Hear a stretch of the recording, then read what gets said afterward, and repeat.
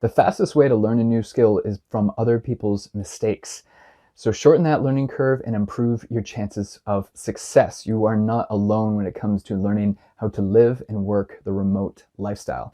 My name is Andrew, and welcome to Digital Nomad Journey, where we support digital nomads and remote workers seeking the laptop lifestyle and be location independent. Today, we have a very real conversation with a total pro, someone who's been living and working the remote lifestyle for years and has already made all of those mistakes. So smash that like button and subscribe to the channel for more content like this, and enjoy. Right on, Flavie. Thank you so much for joining us here on the channel. So a little quick bio for all of you watching the video here. Flavie has been a creative director for 15 years with experience in event and marketing agencies, along with freelancing in both France and Canada.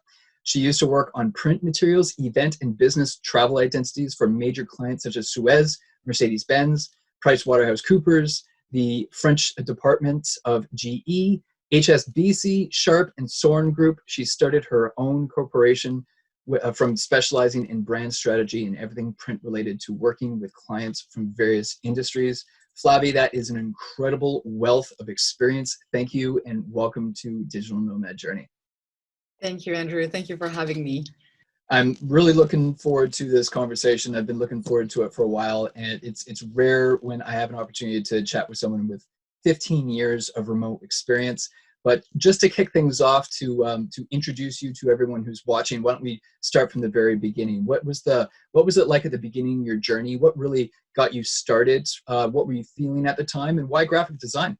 Ooh, why graphic design? Why graphic design? Because I kind of like, it's story of my life. I always end up somewhere. I'm like, oh, that's cool. I like it here. I'm gonna stay. And that's how I approach my life most of the time. I wanted to do advertising, and then I realized I'm too nice to be in advertising.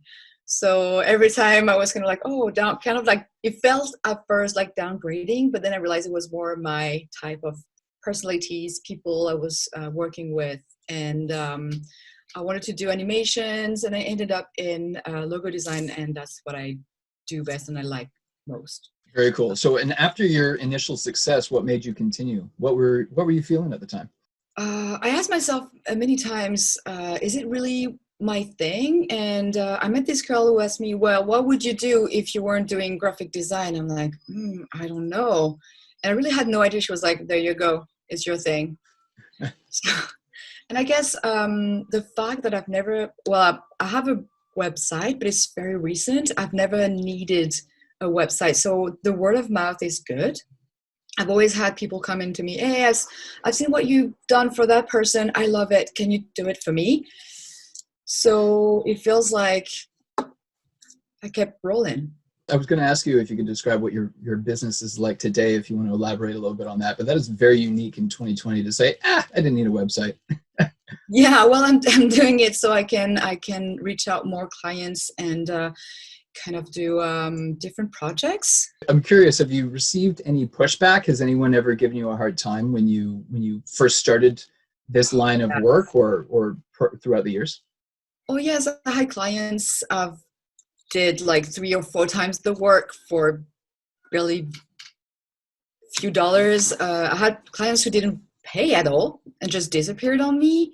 That's how you learn how to do contracts, how to be at first, because like for me, being paid beforehand, even just a little bit of even 50% felt weird. But now I know, like, if I don't do this, the clients, they kind of like disappear on you. You also have a lot of clients, what they do, they ask you for something right now, but when you send all the propositions, the graphic design propositions, they take like 4 months to come back to you. And they're like, oh, I needed it for now. I'm like, no, I'm not, you're not going to make me rush. When you on your side, you're just disappearing on me. So it takes the time to find, it's a matter of finding the right fit as a client and designer.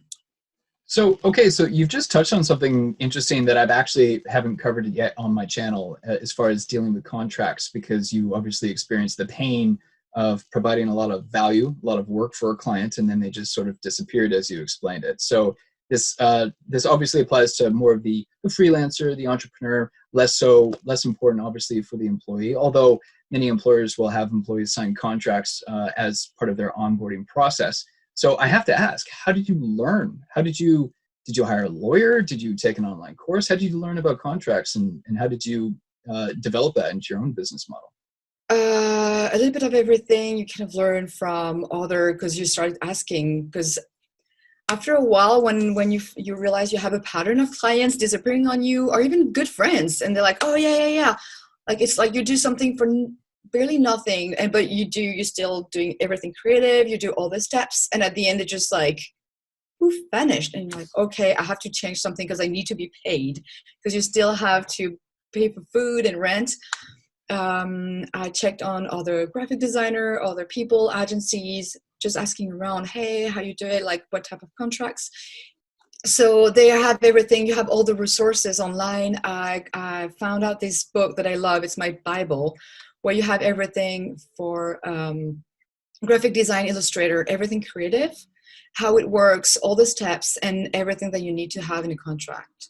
And then you have to find your way. So are you big no's and like the no and the yes and the timing as well, and then you put everything in the contract and people know. Interesting. And you didn't have to include a lawyer. You didn't have to contract out any work to a lawyer to approve this process. No, I did not. Oh, fantastic. Didn't feel like it. I have kind of two or three different types of contract. I have ones when I do, if it's a small company and I know the person, I have someone that is kind of light version. But if it's a bigger company, something we need, let's say you need to close with disclosures, saying that you won't say anything. I always put that line, but sometimes you need it kind of a little bit more precise. Because also what happens, I had clients, they had lawyers, and they sent me those contracts, and you kind of like go through it. It was like pages and pages, and at the end you realize, well, later on you realize, oh, you haven't seen that, or you didn't really understood that point, and then they're all on you, because that's the thing. And a contract also serves into finding clients. If someone has a little aversion of signing a contract, you can tell this client is not for you. Because you want someone who's going to be working with you and who's like puts values in your work. So they agree on paying you, they agree on giving you a deposit, they're agreeing on working with you. That makes a lot of sense. Yeah, you want every business relationship to be mutually beneficial, right? Otherwise, it's got to be a win-win situation. Otherwise, it's just going to fall apart, right? So exactly. On my contracts, I make sure like I'm going to protect everyone, because that's the thing. That makes a lot of sense. So as long as we're on the subject, because worldwide we have many people that are working remotely for the very first time and are probably exposed to certain risks that they're not normally exposed to. What tips do you have for someone who's working remotely for the very first time? Well, it depends if they're working remotely still in the same country, or because right now the beauty of everything that is happening is that you can reach out in any country. So for example, I've always thought, like, because I was French and living in France, I could only work with French people. Now I'm in Canada, I'm like kind of both. So I realized it's not easy to navigate, but it's the thing, you can reach out anywhere. If someone speaks the same language as you and want to work with you, yeah, you really need a contract in that case, even more if you're working. Well, I would not recommend to anyone to not have a contract, even though it's a small one and you have few bits. How do you stay organized? How do you plan your day or your workspace? That's a tough question, because it's always moving. It's always different. We have moods. We have depending on the weather, almost, you have to find your system that works well for you and that you trust. So that's the most difficult for me, to have an app. Or I'm an app person. I love apps. That's something. I always have a new app that I'm on. I'm like, oh. I totally get it. In fact, today, I'm not even kidding. Today, I just learned of an app that minimizes your background noise. And I didn't have time to look into it before our interview, but I'm going to be looking into this app because apparently it works fantastic. And, a lot of parents, obviously, I'm not a parent, but a lot of parents have kids at home and they're trying to have their Zoom meetings and whatnot and minimize the background noise. So that's another app I got to look into. Yeah, I'm working with Asana, even though it's just me, because also it's just me working. So I'm working remotely, but I don't have a team. It's just me. So it's not that easy to find an app that will work for your own organizations the way you think, the way your logic. I'm very visual, so I need colors. I need everything to be visual. For example, Trello doesn't work with me visually. I don't understand, like having a side slide is like very disturbing, like lists. So yeah, but you have to, more than anything, you have to trust the process. I used to have to put everything down, but now because I'm remote and I try to be paperless, like that's my new goal, trying to be less and less notebooks, paper style. I have a very similar goal. I learned the hard way that paper is very heavy, and I can have thousands of ebooks or audiobooks on my devices, and if you have to haul around like even just 10 books, you don't realize how heavy that is until you have to do it. Well, when you go and work outside, I always have my backpack. I look like a student because I have my computer. I always have a book to read. You never know. I have at least 2 or 3 notebooks because I have, depending if I'm taking notes or doing some illustrations on the go. Then I have all my pens because I love pens. So I have like all the colors, all the highlighters and everything. So it's another thing. Most of the time I have a stand. I have my little Wacom tablets. Also, yeah. And then you have the headphones because, you know, you have 2 sets of headphones, the one for the street and the one that you want to be kind of reduce the noise, the outside noise. I have a keyboard also I go everywhere with. So it's tools of the trade. So are you telling me that a graphic designer needs pen and paper, or can you still be a graphic designer using, for instance, a tablet or an iPad with the Apple Pencil or a stylus? No, the tablet will be more for illustrators because the thing is, as a graphic designer, I always have opened Photoshop, Illustrator, and InDesign, and it's very heavy, so you do need a computer. Yeah, no, that makes sense. So over 15 years of working remotely, can you share any obstacles that you had to overcome? That because every time I go online now, I can just see a lot of people struggling. I see a lot of people struggling, just any one of a dozen different things that people are struggling with right now. And I'm sure you've been able to uncover some solutions to some of these obstacles. Is there anything that you could possibly highlight for us, for the people who are watching this right now and probably working from home for the very first time? First, I wanna say that every time you say that I've been working remotely for 15 years, I'm laughing because for me it feels very recent. I've always thought like working remotely meant you were going to Bali and like everywhere in the world and have like amazing pictures. And but I've always been working at home the way like where I live. So for me it wasn't remote. But remote means you're not in the team with the team. So now I'm like, oh yes, that's what I've always done. That's funny because you and I were actually talking about this recently where, you know, a lot of people are drawn to the digital nomadic lifestyle or living the laptop lifestyle because of the palm trees and white sandy beaches. But I think it's more realistic to envision people working in their basements and their closets and their attics and wherever they can find maybe their dining room table or their bedroom, because that's the world we live in right now. And perhaps things will start to ease in the coming months and people will find themselves working in co-working spaces or back in the office again.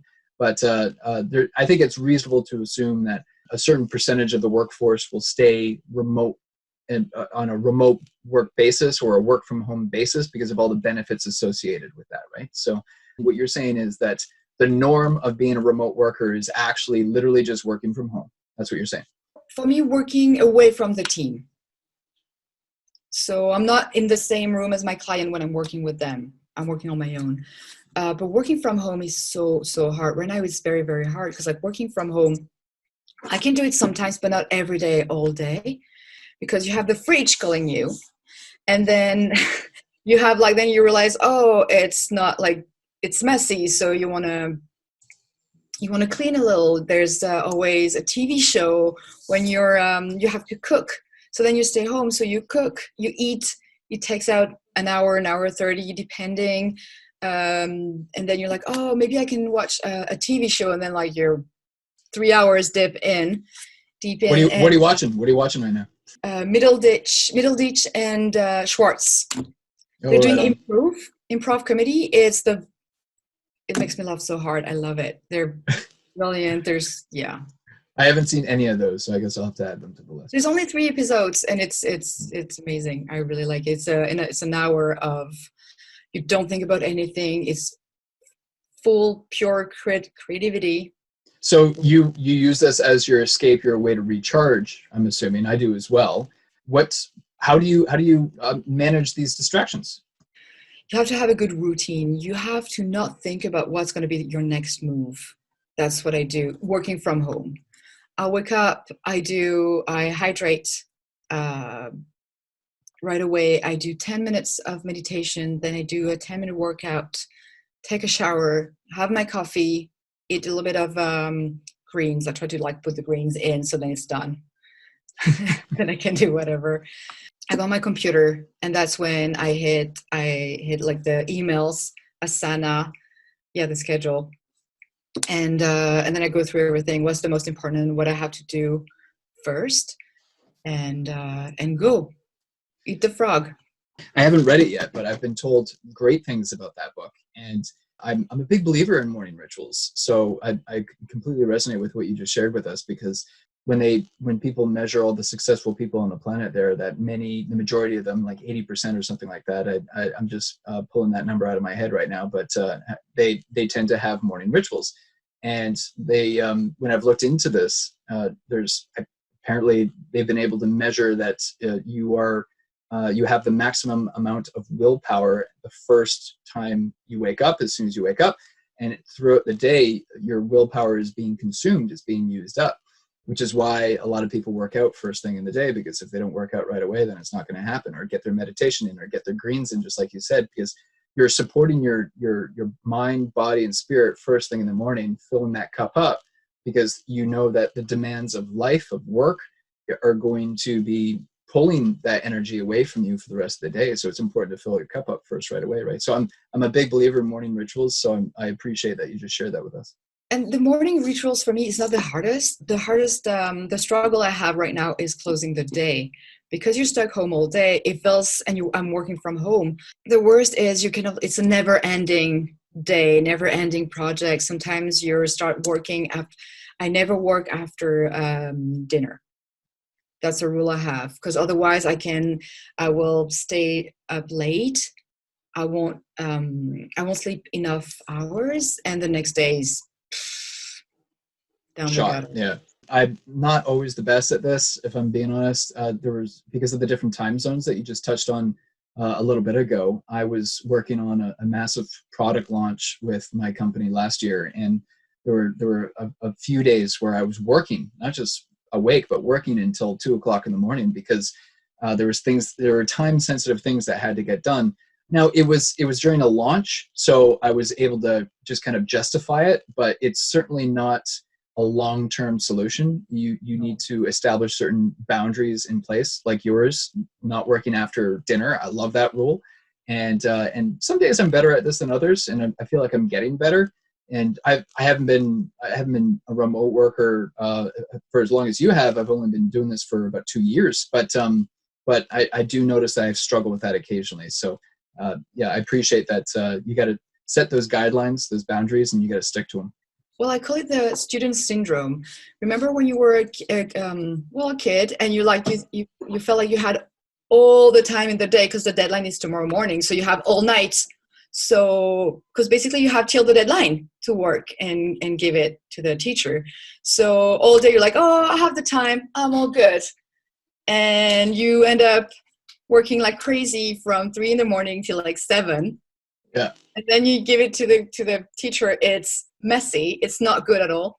You actually don't even know what you've done. And it's the worst. And that's the thing. If you don't set those rules and cap your day, then you're gonna spend your day being like, oh, I'm okay, I'm fine, I have time. I have all the time in the world, and then you do nothing, you don't feel satisfied. That's the thing. You need to have that satisfaction at the end of the day. Go back to bed and be like, okay, that was a good day. Because then your next day will be even better. I love that. I love it at the end of the day when I feel like I've had a productive day. That sense of satisfaction that you were just talking about, there's nothing beats that. Nothing beats that. When I can pat myself in the back and say, yeah, today I took a couple steps forward and in the right direction. Yep. Because you already know, even being an ambitious person, you already know that there's going to be those challenging days out there waiting for you, where there are things beyond your control that are going to prevent you from taking that step forward. So when you have those productive days, it's like, yeah, I did it. And also those productive days helps you when you have a day you're down or you're low. You're kind of like, okay, that's okay. Yesterday was a good day. Today I can take a little bit more time, and you can take me time, because that's the thing. When you work from home, you always forget about you. You always forget about a little bit of me time. You can experience burnout in an office space, but you can also experience burnout at working at home as well, right? It's even more vicious because everybody thinks, oh, you're at home, you're not working. Oh, also, put down your phone.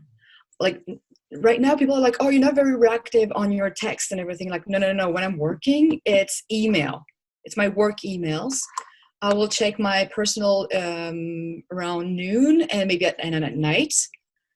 But that's the thing, because everybody thinks because I'm home, I'm not working and I have all the time in the world. That is the craziest thing. I'm like, no, I'm working in the place home, but I'm working. And that's also a thing that is hard. So all my friends with kids, like, hey, I'm like, and that's when you end up wasting time. It's obviously easier if you're living at home, but you're right. Whether you have loved ones living, whether you're living on your own or living with loved ones or not, you are always going to have to deal with those distractions from loved ones, friends, and family that are wanting to have your time or your attention. And it's a very important and very mature conversation that you have to have with these people in your life. And they're important people, but you have to explain it to them in such a way that, you know, whenever you close that office door, or whenever you put on your headset, or whenever your phone goes on airplane mode, that's because this is business time. This is work hours. And maybe your work hours are normal Monday to Friday, 8 to 5 or whatever, or maybe they're different because your client is on the other side of the globe and it's in a different time zone. So you have to adjust your work hours, but it's important to set that schedule and maintain it and draw that line in the sand too. I mean, obviously if there was an emergency and someone really needed my attention badly, of course I will drop what I'm doing, but just like in any work environment, but otherwise it's so easy for an hour or two just to vanish just like that. And you're like, what? I didn't get anything done in the last couple hours. I use calendarization as well. I calendarize my entire day. So I know exactly what I budgeted for different tasks. And then I'll update my calendar as the day goes on. So then I'll know exactly, I allocated maybe 30 minutes for this, but that task actually took an hour. Okay, good mental note to take, so that the next time I have to do that task, I'll know that it really takes an hour, not half an hour. I hate calling it time management because I feel like that's a term that's overused. I think priority management is a term that people need to start paying closer attention to, because time management, we all have the same 24 hours in the day. It's your priority management I think people are struggling with. Yes, and focusing on what you do. There's everybody's afraid, like there's the FOMO, the fear of missing out. And the thing is, you're not missing out. You're actually focusing on something that is better for you and that is going to work towards your goals long term. So I love that you just said that, like shut your phone off. I like airplane mode. I use airplane mode, and just set yourself up for success by managing those distractions. So I got to ask, would you consider yourself an introvert or an extrovert, and how do you think that impacts your ability to work remotely? I'm on the cusp. I'm a little bit of everything. I'm a little bit of both. I'm a quiet person. Well, I think so. At home, I am at home. I'm a quiet person. For me, home is kind of a sacred space where you can recharge. So I love having my reading time.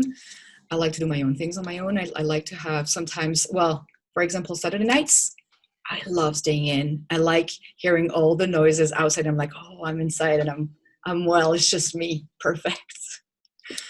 I like that quiet. But in the meantime, I am very social. I love talking to people. I'm very curious, so I like learning about people, what they do, how they do, the habits, compare. Um, let's say I do, for example, how do people focus? Sometimes I'm like, oh, I can't focus, so I'm gonna call everyone's like, how do you do it? What's your thing? And compare and learn. And so right before COVID and being home, just me, I used to go in different cafes, libraries. I had a little group of friends. We're like 3 or 4. And we kind of go over. So I have my 4 faces that I see every day, and then have like a whole environment that changes for me. And that's what I like, because I like to be stimulated, but in different ways. Do you believe in this COVID now world and beyond? Do you believe that that it is possible to maintain those social connections and leverage networking in a remote capacity, or does that only work in person? Does that only work when you're physically present in the room? Is that the only time that's, because in business, networking is an important activity as well, right? Yes, but the thing is, for me, Zoom call, and I think I want to say I've been backed up by scientists, but if you say for let's say FaceTime or a Zoom, it's not a screen time like watching a video, because you're interacting with the person. Also, in a real life, let's say real life in-person interaction, the beauty of it is you have the voice, the intonations. Also, you have the face expressions, the mimics, the positions. Like you can see if like someone's like going away or towards you. And Zooms, we have all this. For me, that's what gives me all the clues from my clients, how I can pick them and see if we're a good match. Because you see, right, you still have this this little spark of interacting with someone. In the past 10 days, I've met 3 amazing people I've been connecting with, and like, wow, that I wouldn't have in real life, because it just happened because you try new things and you do new workshops, and then there's this person you've been in a breakout room in Zoom, and then you're like, oh, you're cool, I want to know more about you, and then you're like, wow. That's very cool. Thank you for sharing that, because I think a lot of people, probably more extroverts than introverts, are really struggling in today's world with the current circumstances that we're under, being under quarantine and on these lockdown situations. Because there are extroverts out there that really crave and feed off of that energy of being around other people, right? Whereas the introverts globally are probably doing a dance for joy right now, and still being able to connect with people, learning these new skills, these communication skills. But like you said, it's clearly possible for you to network and make these connections, right? Yes, totally. And also for introverts, the beauty of it is that they can do presentations, but they don't have to stand in front of a public. They're in the comfort of home. And I think that changes a lot. That's a really good point. Really good point. Thank you for sharing that, because your surroundings certainly do have an impact on your mental state, your emotional state. And someone who's incredibly shy that needs to give a presentation at work possibly will be a lot more comfortable in their pajama bottoms and surrounded by something familiar and still looking professional from the waist up, right? Some good points. Well, I believe that pajama bottoms, that's something you do the first let's say 2 weeks, 3 weeks, but then I do have to dress up entirely, so I feel like empowered. That's also something. Every day I shower, well, during weekends, but that's another story. I shower and I put like real things on, real clothes on. Business wear.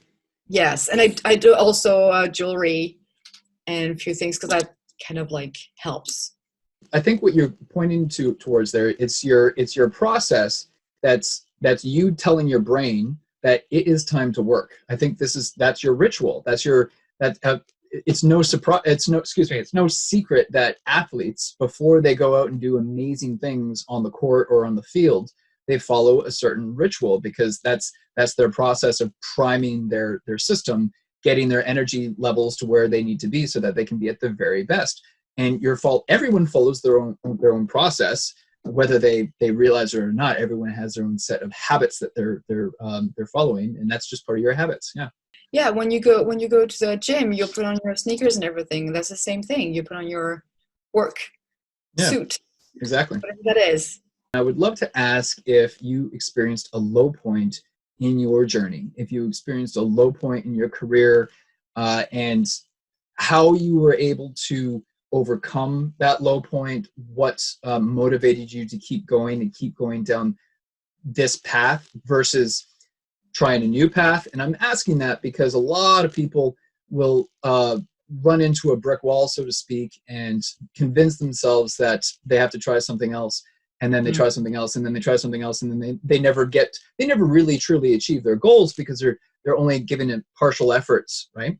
And lots of people are experiencing low points right now. So I'm curious if you have an experience that you don't mind sharing with everyone, that you overcame just this terrible low point, this obstacle, and you're now looking back, you can feel grateful that you had the courage and the energy to survive that.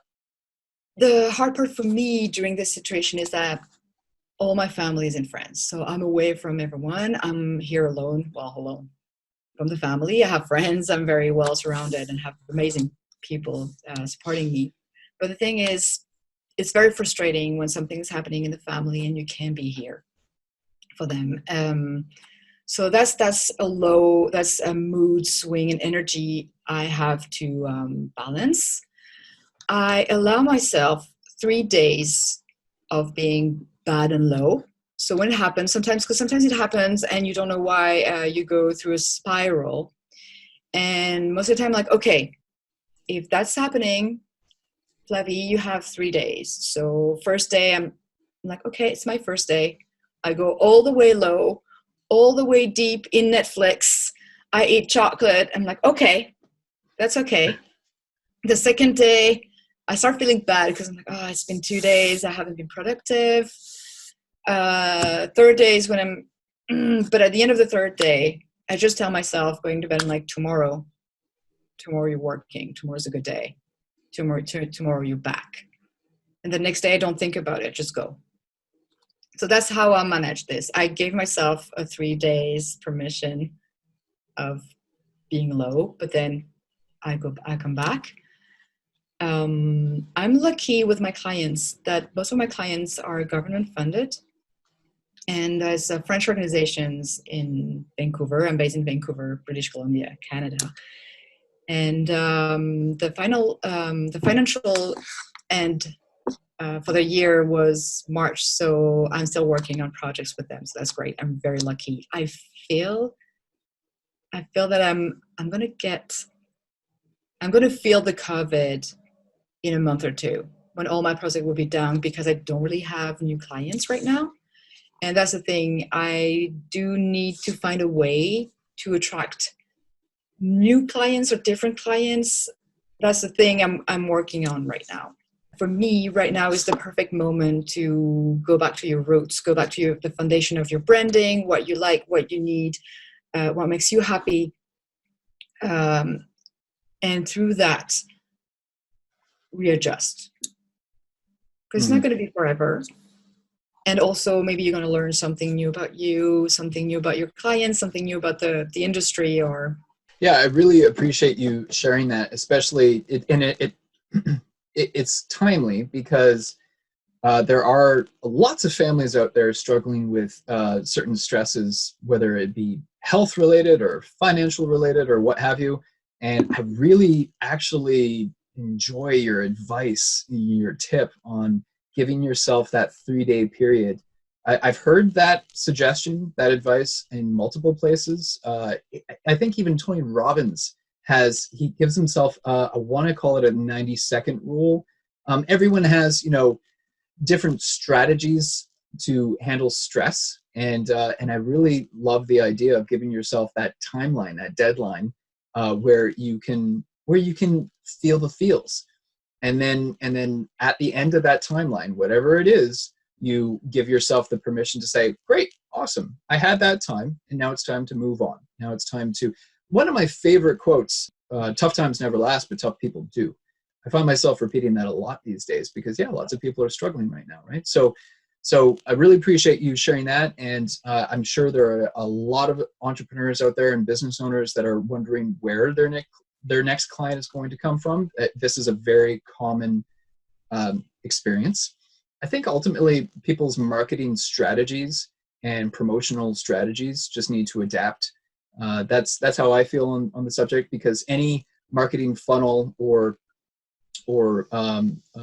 wording that you had before pre-COVID, it might come off as insensitive or tone deaf because of all the challenges that are going on right now. So I think the companies and the entrepreneurs that are succeeding this incredibly weird transition are realizing that it's just time to update their funnels, update their wording, and locate those people that desperately need their services, because marketing right now is extremely an important activity to identify your target audience and bring them the value that you can better than your competition. And you're clearly part of the marketing branding conversation here, Flavie. So your services are very badly needed in the current day. It's just all about locating your ideal clients and then getting them down your funnel, right? So I wish you nothing but the best of luck there, and I'm sure you are not alone in any concerns you might be feeling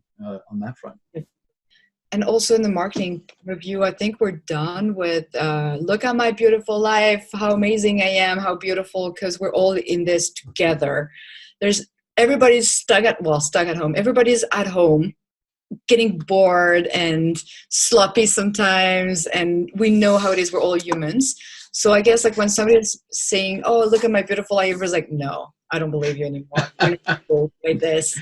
So we're coming into a new, honest, real sharing moments, and that's when we're going to have different people thriving through this. And I'm very, very curious about this, because I think it's going to be nice for a lot of things. I really like that you just touched on that. Yeah, in social media, people do like to show off their best selves, and sometimes and sometimes it's less than honest too, right? And so these days, people are not going to be able to fudge the truth at all, right? Because everyone should be stuck at home. Yes, and also the husbands of Instagram that we talked about. You know, those guys that are behind the picture. You have those gorgeous women, and they're behind. So it's a thing that basically we all have seen that, and we're okay with it. I was out for a walk, and I saw a couple doing this, and that was like, for me, in the new reality, I was like, no, that is weird. Yeah. And everybody was looking kind of not judging them, but more, this is not the time for this. You're not fooling anyone. We're all in there together. We all know what's happening. Like, nobody's having the best life right now. I hear what you're saying, and it's certainly something, again, coming back to not making sure you're not being tone deaf in your personal branding or your professional branding. I think that is something to be very mindful of.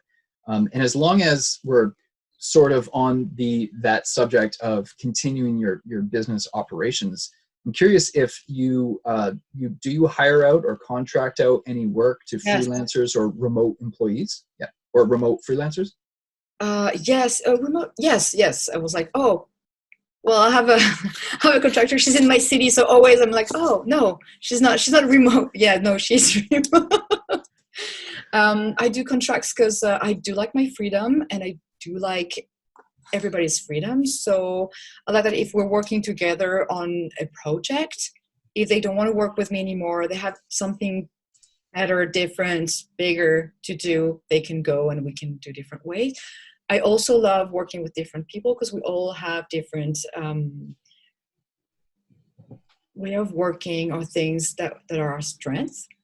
I'm very creative, and I do like the person I work with the most right now is someone who's she's very creative, but she's new in the business. So the thing is, for her, she likes to she's patient. Let's put it this way. She has something I don't. She's patient.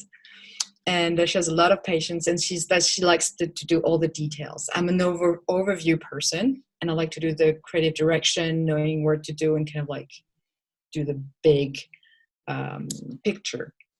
And she's great. So yeah, she helps me in projects tackle let's say the last meters, because I can give it to her. Almost everything is almost done, and I need someone to put everything together clean and neat. So that's perfect for me. That makes sense. And how do you locate how did you locate this remote contractor? Do you use Upwork or Fiverr, or do you use any of those freelancer platforms, or is this purely word of mouth? Word of mouth. She's in town. She came, it was her, she was here for a few months, and somebody, she went through a French organizations and saying she's a graphic designer, and the person there was like, oh, Flavie's a graphic designer, you should talk to her and ask her questions about how it is to work here as a graphic designer. And we met, and right away, it's like those sparks. It's like, oh, I like you, you're cool, we do have the same values. You realize you have the same values, we do value our work. You're going to do even though I tell her, okay, this is a 1 hour work. If it takes for her a little bit, like 5 minutes more, she will do it. Or if she thinks, okay, in 1 hour I can do a good job, she will tell me. She's like, I know for you it will be 1 hour, but for me it will be 1 hour and a half. Okay, great. So it's transparent. It's always about the same values. The problem I have with Fiverr and all that, all those places, is that you don't have the personal. It's people, you're going to tell them, I want this, they will do it. They won't care. It's not you're not paying a lot, but the thing is there's chance you're going to need to do it again in 6 months to a year. So at the end, you're going to spend even more money. No, that's a fair point. And as far as picking who you are working with, I couldn't agree with you more that you want to make sure that you're aligned in values and belief systems. Everyone has their own way of doing things, and that's part of the creative process too, and learning about new and interesting approaches. And I certainly get into a state of flow with other people that are like-minded to myself and share similar interests. So I can understand that, and you certainly will be a lot more productive as a team if you are able to merge in a more efficient manner, right? So and it looks like you guys were able to locate each other from word of mouth, which is like the trusted old school way of doing things anyways. Yes, and you want to work with people you trust and people you won't have. On the first project, of course, I went through everything she's done to check if it was well done, because you don't know, you have to go through that process. But right now, I know when I gave her something, if she has a question, I know, and she knows that she can ask me and we can talk about it. There's no problem. And I know at the end that what she's going to give me is perfect. I don't have to spend time doing it all over again. It's important to invest in that relationship, whether you're hiring someone or working with a partner. You do have to make deposits into that relationship before you can make a withdrawal. I think that's where you're getting at there. I have a friend, she's a graphic designer. We met at school.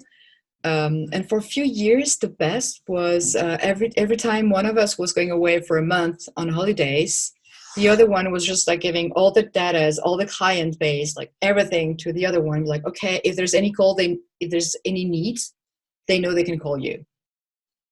And having someone you can trust with all your clients, all your files and everything, and she will, well, we're very different. She's more into the luxury. She's doing graphic design for, I'll say horses. She's in all those races, horse races and everything. She makes beautiful work. Love it. And I'm very different. But the thing is, we have the same values. We do great work. We're always we like everything to be perfect at the end. We're not sloppy with our work. So she knew that her client will be treated well and vice versa. So that was amazing. If you can find someone like this, that's the growl for sure. I absolutely love asking this next question. It's a favorite of mine. So what was your definition of success in the beginning? And compare that to your definition of success today. How has your definition of success changed over the years? Excellent question. It's actually an idea that I just changed recently. For the longest time, for me, success was recognition of the pair. So do you say that? We say it in French. Recognition of the people that are in the same industry. For example, having a logo in a design book or awards and all those things. That was the only thing. Like you, and I was and that's the thing. Even though I was working for my clients, I've always had that thing in the back of my head that it needs to be even better so it can be on my website. And that's why I've never had a website. It was not good enough for other designers, but I was comparing myself with the people that did Nike and all those big brands. And now I'm realizing that success for me is having a client who's happy with what they have, and will keep their logo and their branding for 5 to 10 years. And they're excited to show their brand. They're excited to have everything, and it works. And when they have a client, and that's what I like. That's actually my ultimate goal with my clients. That when they show their new brand, people are like, "Oh my God, it's so you!" And yes, so that's success for me. That's fantastic. Thanks for sharing that. And I'm sure I will be reaching out to you in some amount of time when I'm ready to upgrade the digital nomad journey branding. And Yes. I will be very happy to have that conversation with you when the time is right.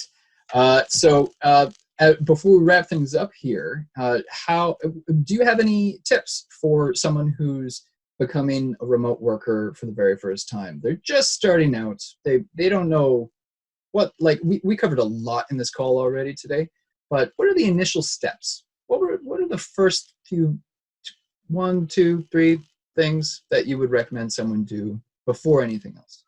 I know what not to do. That's actually the easiest. What not to do. We can talk about that too. What are in someone's initial steps becoming a remote worker?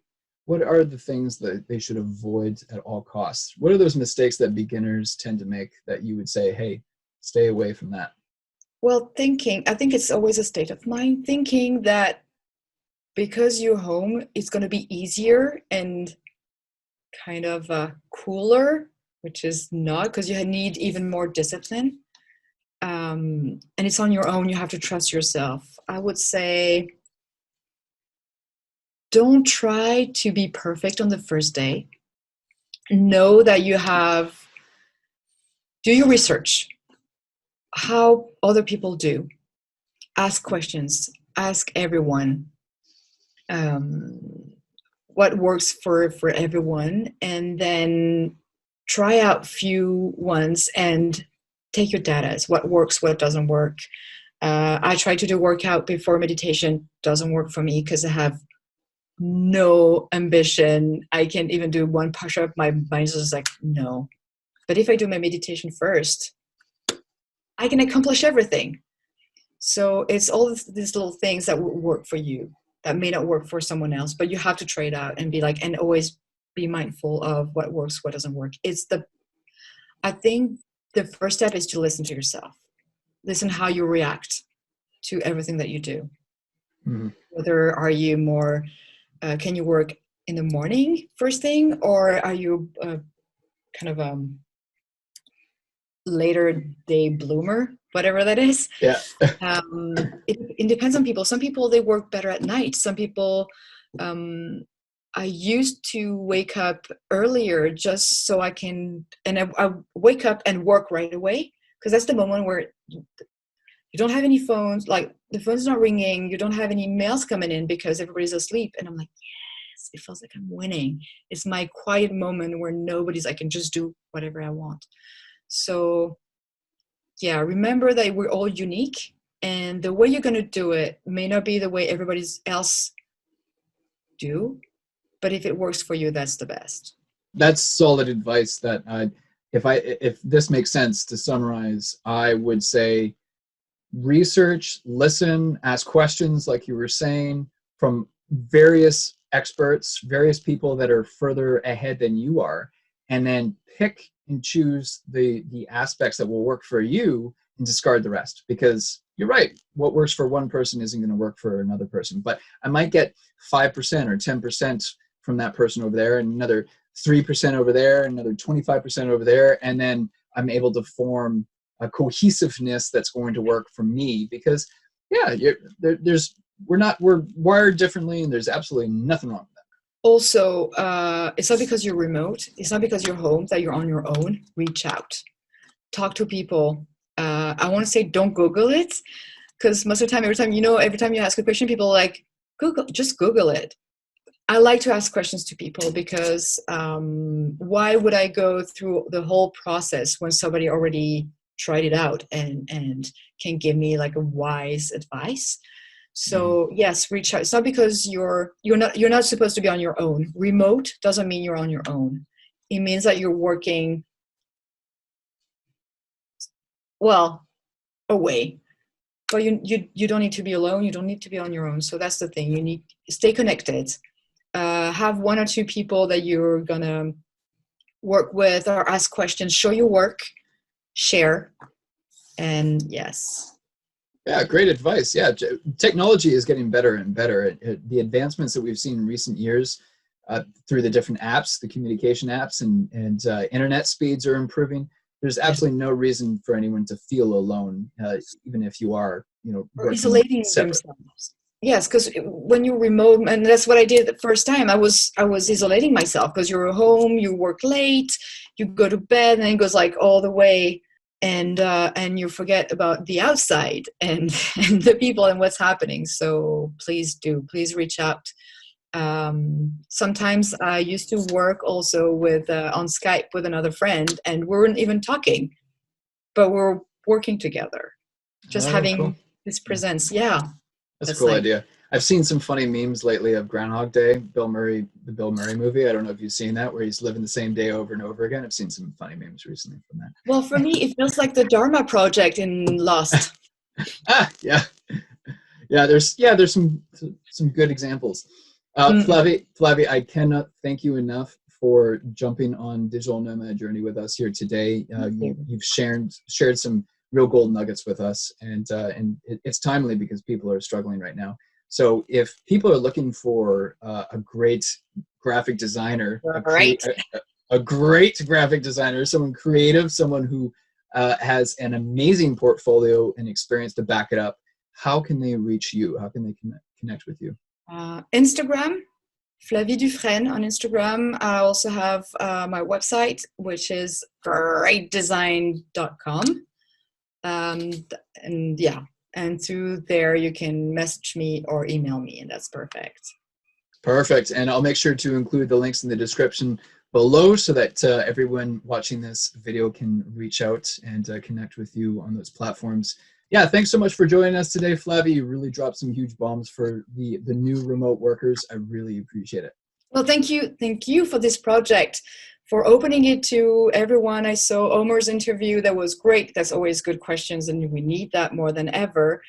Yes, thank you for giving us the reality of working remotely, and not just the sand and like those beautiful people working in a swimsuit, because that's not reality. Reality rarely matches expectations, unfortunately, and today is no different. So thank you for the kind comments, and I'll make sure to link Omer's interview in the description below as well, where we covered cybersecurity and IT concerns for remote professionals. This is very important when you're working from home for the very first time, and you're not protected behind a firewall. You may have some added concerns that you weren't considering before. So you're right, Omer did drop some major bombs for us there too. Thanks for pointing that out. I, once again, can't thank you enough.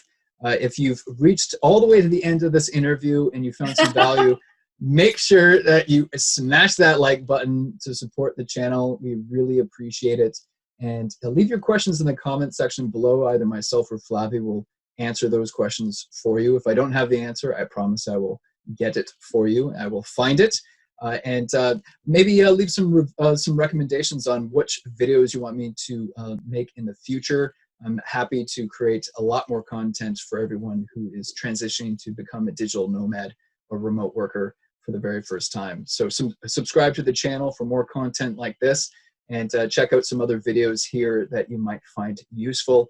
Other than that, own the day and make it yours. Take care.